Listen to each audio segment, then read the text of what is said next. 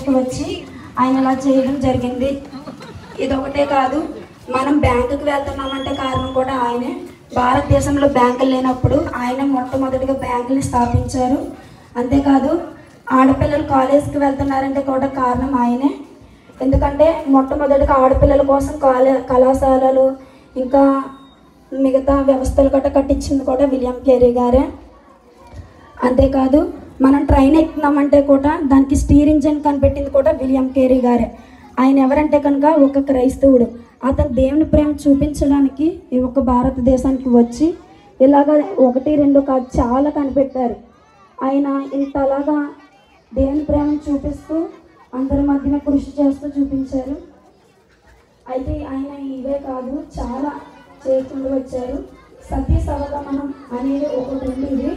అదేంటో మీకు అందరికీ తెలిసి కొంతమందికి తెలియదేమో. ఏంటంటే కనుక